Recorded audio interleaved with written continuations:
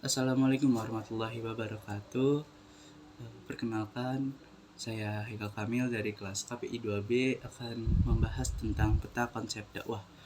Untuk yang pertama, untuk materi yang pertama ada pengertian tafsir dakwah dan metode tafsir Al-Quran, serta karya dan contoh tafsir ayat dakwah. Nah, tafsir ini kan secara istilahnya adalah ilmu yang mempelajari kandungan kitab Allah yang diturunkan kepada Nabi Muhammad Shallallahu Alaihi Wasallam, yang membahas segi pengertiannya terhadap maksud Allah sesuai dengan kemampuan manusia. Sedangkan dakwah adalah suatu kegiatan ajakan baik dalam bentuk lisan, tulisan, tingkah laku secara sadar dan berencana dalam mempengaruhi orang lain. Pengertian tafsir dakwah dan metode tafsir Al-Quran ini terdapat dalam Quran Surat An-Nahl ayat 25. Lanjut kita ke materi yang kedua, yaitu ayat-ayat kewajiban dakwah. Nah, kewajiban dakwah ini secara sederhana, istilah wajib bermakna sebagai sesuatu yang ditetapkan perintah untuk melakukannya dan mendapat konsekuensi ketika meninggalkannya. Dakwah ketika disandingkan dengan kata wajib atau kewajiban bermakna sebagai sesuatu yang harus dilakukan dengan ketetapan tertentu dan jika ditinggalkan akan mendapat konsekuensinya. Terdapat dalam Quran Surat Al-Imran ayat 104 yang memiliki arti, dan hendaklah di antara kamu ada segolongan orang yang menyuruh kepada kebajikan, menyuruh berbuat yang makruh dan mencegah dari yang mungkar, dan mereka itulah orang-orang yang beruntung. Lanjut ke penjelasan berikutnya. Materi selanjutnya adalah ayat-ayat keutamaan dan tujuan dakwah. Proses penyelenggaraan dakwah dilaksanakan dalam rangka mencapai nilai tertentu. Nilai tertentu yang diharapkan dapat diperoleh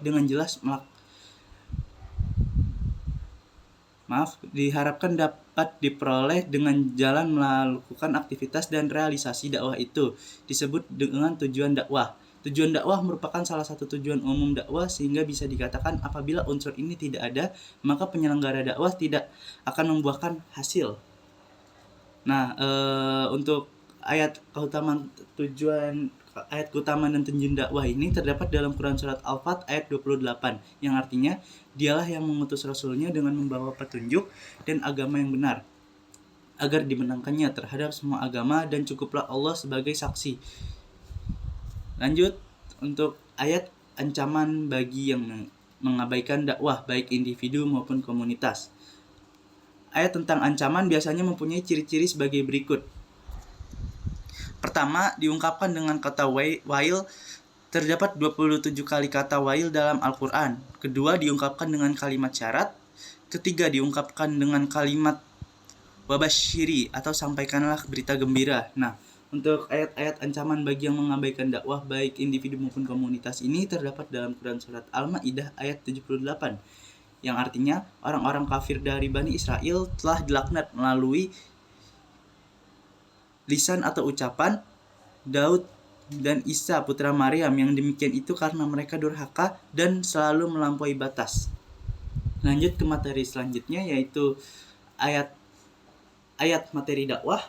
Nah, untuk ayat-ayat materi dakwah ini, materi dakwah atau madah dakwah adalah pesan-pesan dakwah dalam Islam atau segala sesuatu yang harus disampaikan subjek kepada objek dakwah, yaitu keseluruhan ajaran Islam yang ada dalam kitabullah maupun sunnah Rasulnya. Pesan-pesan dakwah yang disampaikan kepada objek dakwah adalah pesan-pesan yang berisi ajaran Islam, meliputi bidang akidah, syariah, ibadah, dan muamalah, dan akhlak. Terdapat dalam surat Ali Imran ayat 85 yang artinya, dan barang siapa mencari agama selain Islam, dia tidak akan diterima, dan di akhirat dia termasuk orang yang rugi. Lanjut tentang ayat-ayat prinsip da'i dalam berdakwah. Merujuk pada uraian terdahulu mengenai prinsip dakwah, menurut Said Qutb, suatu pedoman untuk hakikatnya adalah usaha orang beriman untuk mewujudkan Islam dalam semua segi kehidupan. Terdapat dalam Quran As-Saff ayat 9, dialah yang mengutus Rasulnya dengan membawa petunjuk dan agama yang benar untuk memenangkannya di atas segala agama meskipun orang-orang musyrik membencinya. Lanjut untuk ayat-ayat mengenai subjek dan sasaran dakwah. Subjek dakwah yaitu orang-orang yang menyampaikan dan mengajarkan serta mengamalkan ajaran-ajaran Islam Sedangkan sasaran dakwah atau mad'u adalah orang-orang yang diajak atau dikenakan perbuatan dakwah. Terdapat dalam Quran Saba ayat 28, dan kami tidak mengutus engkau Muhammad melainkan kepada semua umat manusia sebagai pembawa berita gembira dan sebagai pemberi peringatan tetapi kebanyakan manusia tidak mengetahui. Next, untuk peta konsep berikutnya. Oke, untuk peta konsep berikutnya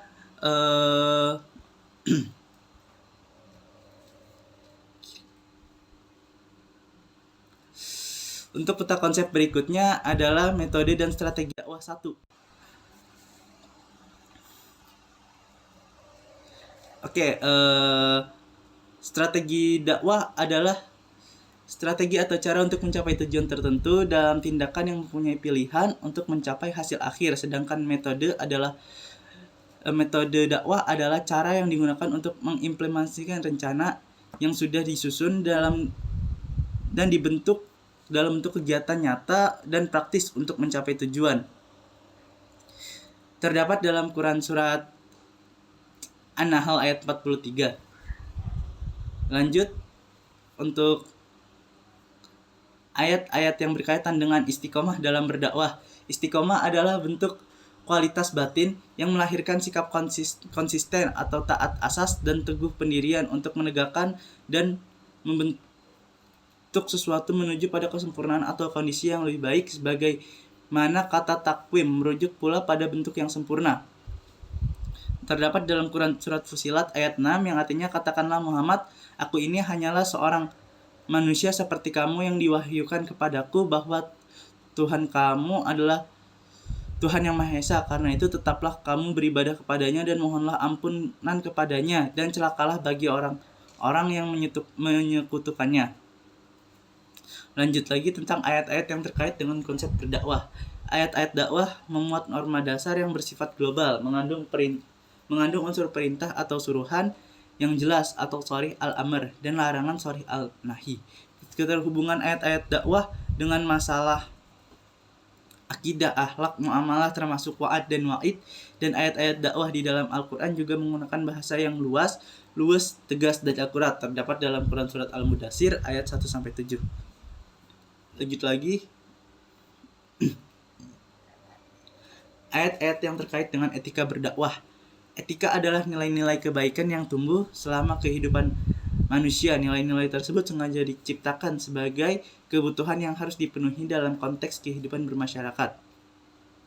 Terdapat dalam Quran surat Al-A'raf ayat 199-200 yang artinya, jadilah pemaaf dan suruhlah orang mengerjakan yang makruh serta jangan pedulikan orang-orang yang bodoh.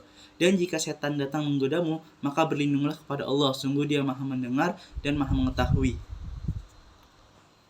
Lanjut, untuk ayat-ayat yang terkait dengan etika berdakwah. Etika adalah nilai-nilai kebaikan yang tumbuh selama kehidupan manusia. Nilai-nilai tersebut sengaja diciptakan sebagai kebutuhan yang harus dipenuhi dalam konteks kehidupan masyarakat.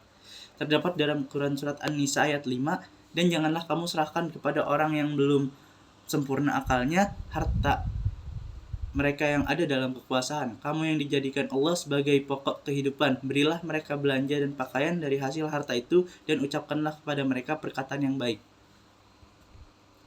Dan yang terakhir adalah ayat dan strategi metode dakwah kedua. Strategi dakwah adalah strategi atau cara untuk mencapai tujuan tertentu dalam tindakan yang mempunyai pilihan untuk mencapai hasil akhir. Sedangkan metode adalah cara yang digunakan untuk mengimplementasikan rencana yang sudah disusun dalam bentuk kegiatan nyata dan praktis untuk mencapai tujuan. Terdapat dalam Quran surat Yusuf ayat 108 yang artinya, katakanlah Muhammad, inilah jalanku, aku dan orang-orang yang mengikutiku, mengajak kamu kepada Allah dengan yakin, Maha Suci Allah, dan aku tidak termasuk orang-orang musyrik. Demikian penjelasan dari saya, lebih kurangnya mohon maaf. Wabillahi taufiq wal hidayah. Wassalamualaikum warahmatullahi wabarakatuh.